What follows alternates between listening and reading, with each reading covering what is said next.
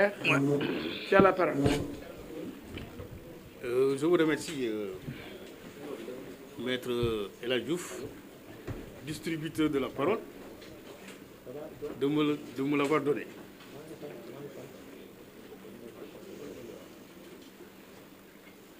Bon, j'interviens à la suite de mon excellent confrère, Maître El Hadj Omar Youm, pour compléter ce que mon confrère vient de vous dire, qui est d'ailleurs assez explicite sur certains points.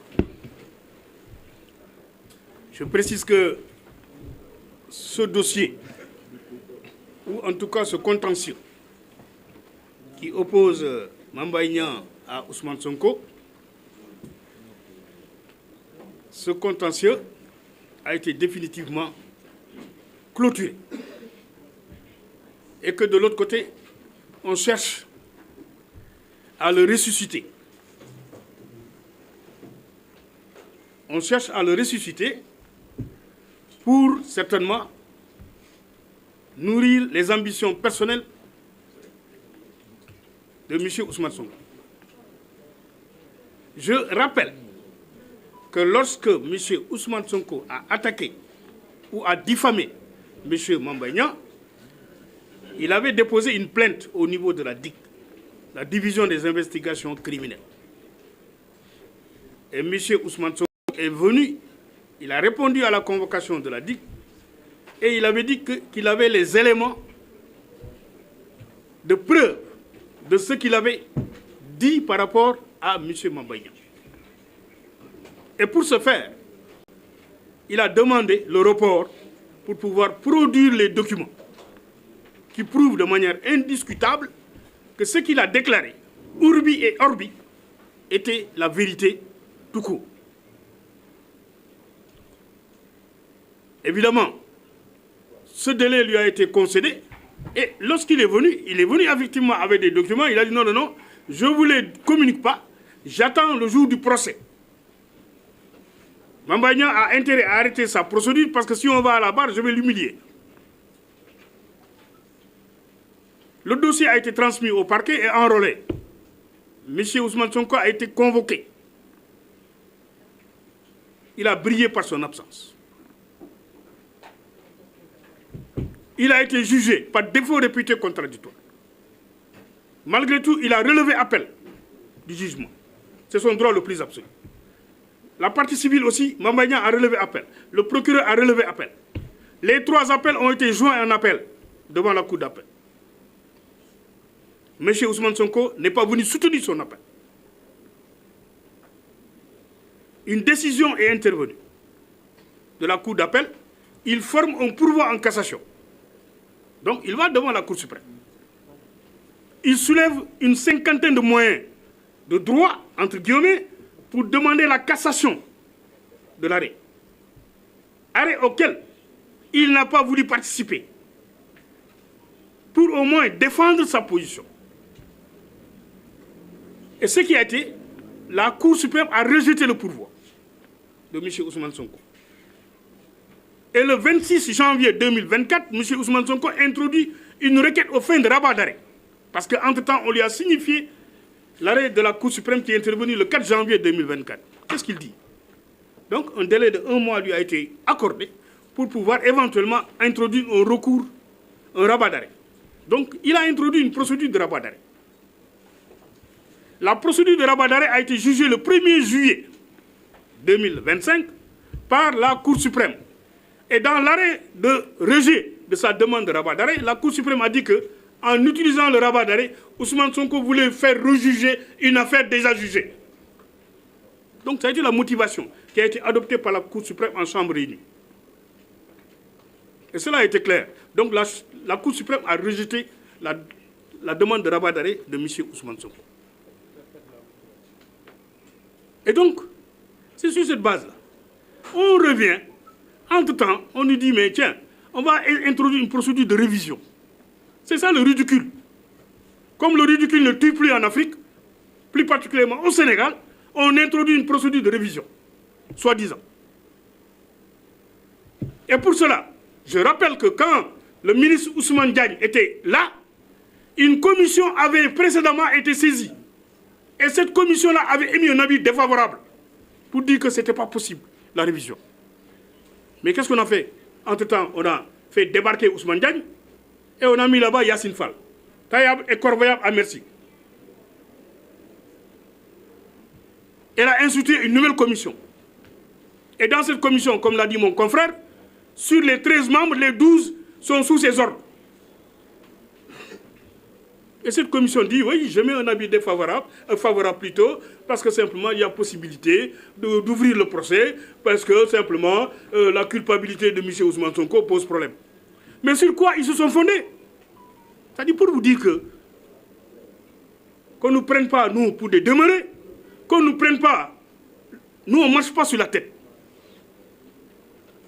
Parce que simplement, nous sommes des juristes. On est là, on est des avocats. Depuis 38 ans, nous défendons la veuve et l'orphelin. Depuis 38 ans, nous défendons le droit. Et nous allons défendre le droit jusqu'au bout dans cette affaire. Et qu'est-ce qu'on a fait? On saisit la Cour suprême par un avis d'une soi-disant commission instituée. Et cette commission dit, oui, le procès est révisable.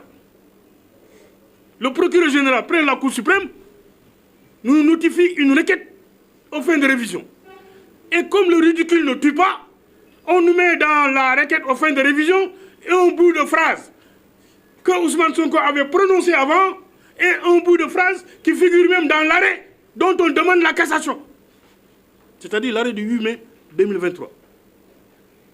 C'est-à-dire on dit qu'il y a un fait nouveau. Le fait nouveau, c'est quoi? C'est le rapport, entre guillemets, qui a été approuvé par Cheikh Diba, lequel d'ailleurs est poursuivi, parce que simplement, je ne vous l'apprends pas, on a déposé une plainte entre les mains de M. le procureur pour faux, usage de faux, contre Cheikh Diba, contre Yassine Fall et contre le Premier ministre, M. Ousmane Sonko. Et on espère que cette plainte-là sera instruite. Parce que le soi-disant rapport est un faux.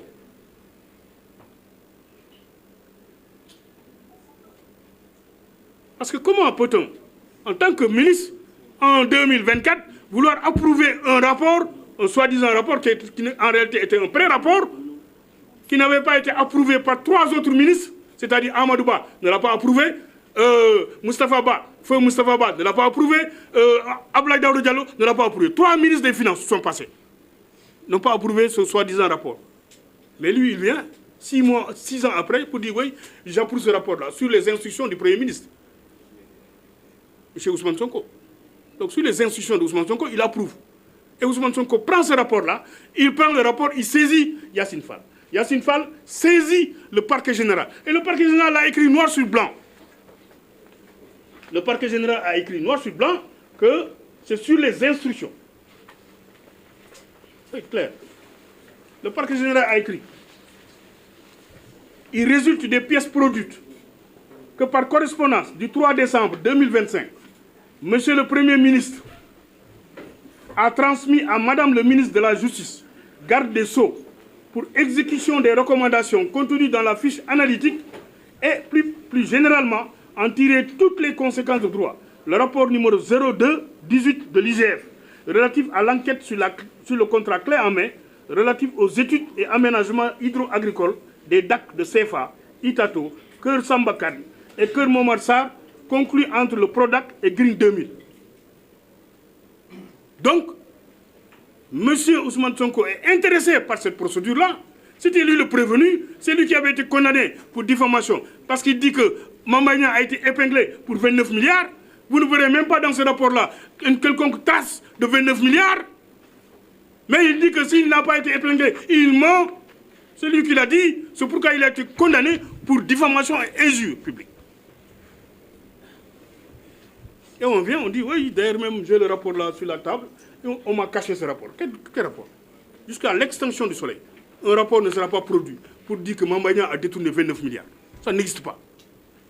Ça, on le sait. On le sait, et en leur âme et conscience, ils savent que la diffamation en l'espèce, elle est établie. Parce que simplement, vous savez, la diffamation, c'est un délit privé. C'est une infraction privée, la diffamation. C'est privé parce que simplement, c'est l'infraction qui, lorsque la partie civile se désiste, met fin à l'action publique. Aujourd'hui, si Mame Mbaye Niang dit « je me désiste, je laisse tomber », ça éteint tout. Personne n'y peut rien parce que simplement c'est l'infraction, c'est une infraction d'ordre privé qui est régie par des dispositions spéciales. Aujourd'hui, Mame Mbaye Niang dit « je me désiste », c'est terminé. Le dossier il est bouclé. Mais Mame Mbaye Niang, je maintiens, personne n'y peut rien, même le procureur ne peut rien, absolument rien. Le procès doit se poursuivre. Or, la diffamation obéit à des règles spéciales. La loi est claire. Quand on vous poursuit pour diffamation, vous avez un délai pour rapporter la preuve. Vous avez 10 jours pour rapporter la preuve de la vérité des faits qualifiés de diffamatoires. Au-delà de ce délai, vous êtes déchu. Et là, ça a été une jurisprudence claire de la Cour suprême. Et on espère que la Cour suprême, statuant sur la demande de... La Cour suprême a été claire pour dire que... Non, c'est pas ça. Voilà. Donc la Cour suprême... Attendez, ne quittez pas. Je vais vous donner carrément l'arrêt.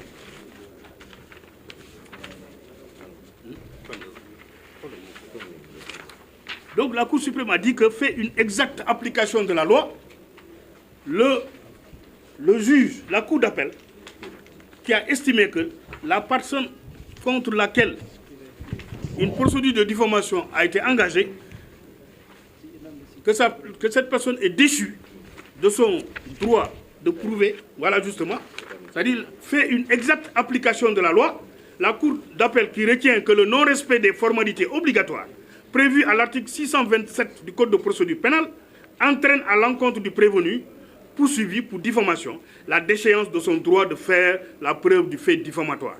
C'est un arrêt de la Cour suprême du 4 janvier 2018, affaire Ibrahima Teddy Niang contre MP. Donc c'est clair, cette position elle est claire, elle est nette, elle est précise. Donc on ne peut pas aujourd'hui nous dire que le soleil se lève à l'ouest alors qu'il se lève à l'est. Ce n'est pas possible.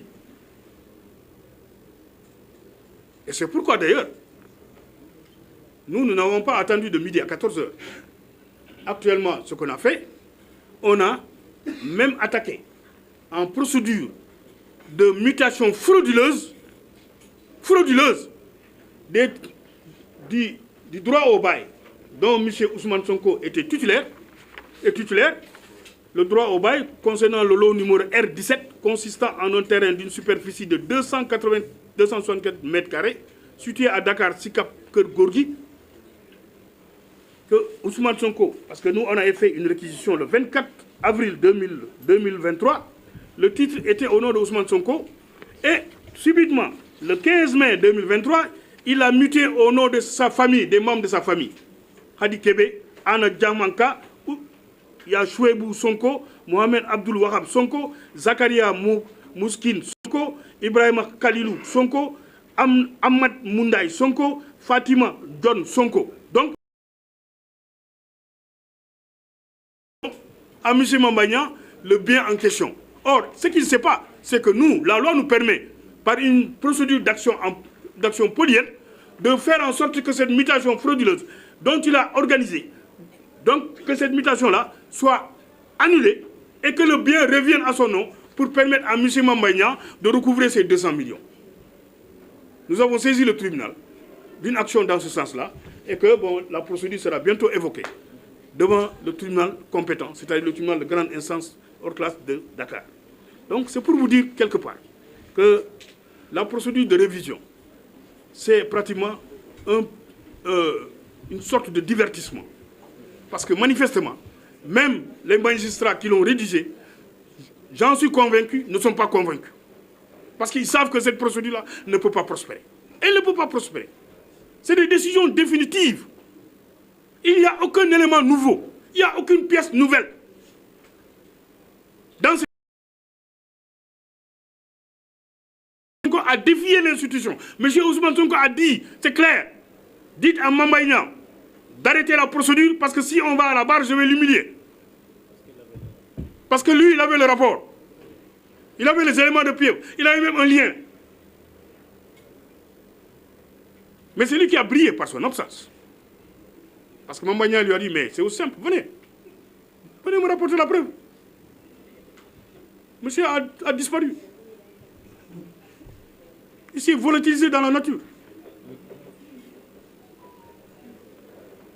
La décision est rendue. Personne n'est satisfait. Ni le procureur, ni la partie civile. Mais naturellement, même lui, il n'était pas satisfait. Il a fait appel. On lui dit, viens encore devant la cour d'appel. Viens prouver ce que tu dis.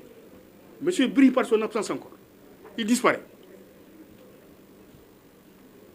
On fait un recours devant la Cour suprême, où on soulève une cinquantaine de moyens. On plaide le dossier. La Cour suprême rejette tous les moyens, à l'exception simplement de la contrainte par corps. Parce qu'elle a estimé que la contrainte par corps ne s'appliquait pas. Elle a retranché. Monsieur revient par une enquête aux fins de rabat d'arrêt. On plaide le dossier à nouveau devant la Cour suprême. Cette fois-ci en chambre réunie.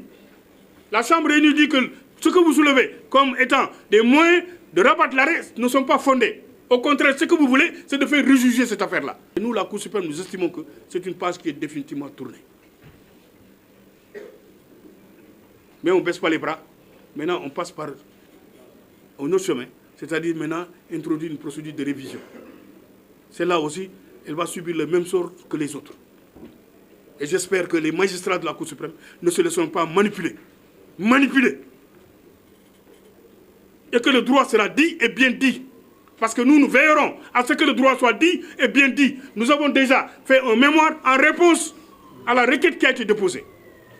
Et nous allons plaider le dossier devant la Cour suprême. Et nous espérons que la Cour suprême dira le droit. Parce que simplement, la procédure de révision, elle est même irrécevable.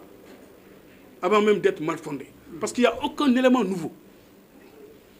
C'est les mêmes éléments que l'on retrouve dans l'arrêt même du 8 mai 2023. Où la Cour d'appel a repris effectivement ce que Ousmane Sonko avait dit. Parce qu'on a dit que Mambagna avait signé l'ordre de service avant même la signature du contrat. Alors que c'était faux. C'était inexact. On a rapporté la preuve que c'était faux. On nous dit qu'il a été épinglé pour 29 milliards. Je dis, ah bon, ok, il n'y a pas de souci. Venez nous rapporter les 29 milliards. Alors qu'on sait que les 29 milliards étaient entre les mains de Locafrique. Ce n'était même pas entre les mains du Trésor. C'était Locafrique qui avait préfinancé le product. C'est Locafrique qui payait les factures. Et Mambagna n'avait pas la tutelle financière. Mambagna avait la tutelle technique. Et l'IGF ne peut pas contrôler Mambagna. Parce que Mambagna était un ministre. L'IGF ne peut pas le contrôler. Donc, il ne peut pas faire l'objet d'une quelconque suspicion ou bien d'une quelconque audition même de la part des membres de l'IGF. Et l'IGF a été clair. Amadou Niang, qui est le coordinateur, à qui la DIC avait fait une réquisition, Amadou Niang a écrit noir sur blanc qu'il n'y a pas de rapport Prodac. C'est-à-dire que le rapport Prodac, ça n'existe pas. On vient, on nous dit, oui, vous savez, hein, d'ailleurs, Pape Malindour, là, il a été épinglé par le rapport. C'est faux. Ce n'est pas un rapport Prodac qu'il a épinglé. C'est par rapport à un rapport d'un expert désigné par le juge d'instruction, Ablaye Dramé. Il n'a rien à voir. Et ces rapports-là étaient relatifs à des factures, relatifs à des opérations de transit. Donc ça n'a absolument aucun lien avec M. Mambagna. Rien du tout. Donc c'est pourquoi nous estimons qu'il y avait lieu d'apporter des éclairages dans cette affaire. D'apporter pour que l'opinion publique ne soit pas trompée. Pour qu'on évite une erreur judiciaire qui est plus crimineuse que le crime lui-même. Comme le disait Honoré de Balzac, l'erreur judiciaire est plus crimineuse que le crime. Et nous sommes là comme des sentinelles. Parce que nous sommes des avocats, on n'est pas des politiciens. Moi, en tout cas, en ce qui me concerne, je ne suis pas un politicien. Mais moi, je suis un avocat. Et je défends des principes. Et je les défendrai jusqu'au bout. Dans cette affaire, j'ai défendu Mambagna depuis la DIC jusqu'à nos jours. Et je le défendrai dans le cadre de la procédure de révision. Parce que j'estime que la diffamation, elle est incontestable et incontestée. Elle est établie, elle est indiscutable. Donc c'est pourquoi, pour ne pas trop monopoliser la parole, je vous demanderai simplement de bien vouloir, mon cher El Hadj, reprendre le micro. Merci Babacar pour les précisions.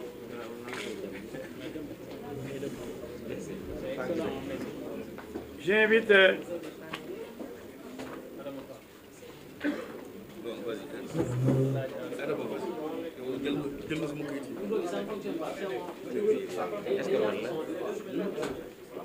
le micro. Bon,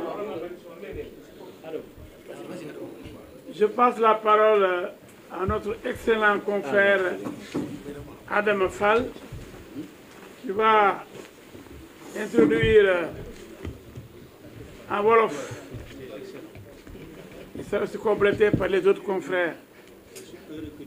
Donc Adama, maa ngi lay jox kàddu gi nga wax ak Sénégal.